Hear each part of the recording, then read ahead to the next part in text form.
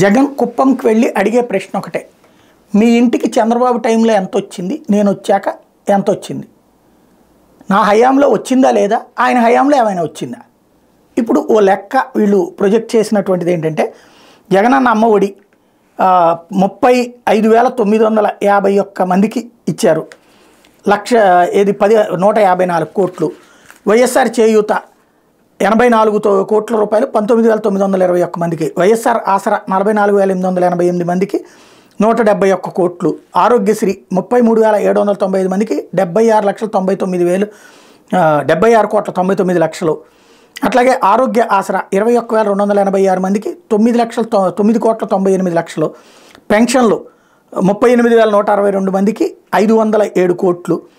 సున్నా వడ్డీ 59,662 మంది మహిళలకి 30,30,00,000.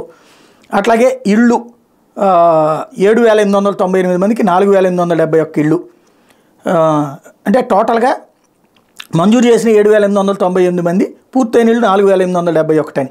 ఇళ్ల పట్టాలు 14,898, మరో 15,000 త్వరలో ఇస్తామని. సంపూర్ణ పోషణ నమోదు చేసుకున్నది 21,020 మంది. నమోదు చేసుకున్న తల్లులు పిల్లలు 58,541, 7,94,00,000 ఇచ్చారని. అది చంద్రబాబు హయాంలో వచ్చేటప్పటికి 10,156 మంది నమోదు చేసుకున్నారు. తల్లులు పిల్లలు 24,367 మంది చేసుకున్నారని. 3,51,00,000 అప్పట్లో ఖర్చు పెడితే ఇప్పుడు 7,94,00,000 తాము ఖర్చు పెట్టామన్నట్టు.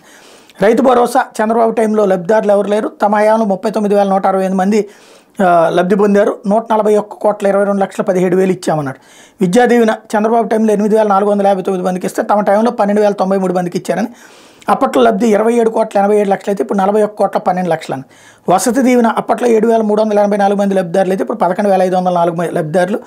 అప్పట్లో 5,54,00,000 ఇస్తే ఇప్పుడు 20,20,00,000 ఇచ్చామన్నటువంటిది ఓ పెద్ద డీటెయిల్స్ని అడ్వర్టైజ్మెంట్ రూపంలో ప్రొజెక్ట్ చేసుకొచ్చారు.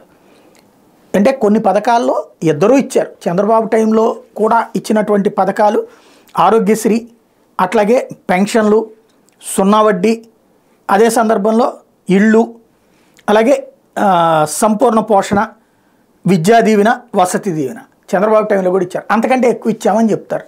కాబట్టి బాబు ఇవ్వకుండా జగన్ ఇచ్చిన వాటియే ఇక్కడ లెక్క. ఆయన వేసే ప్రశ్నలో అసలు కీలకమైంది అదే.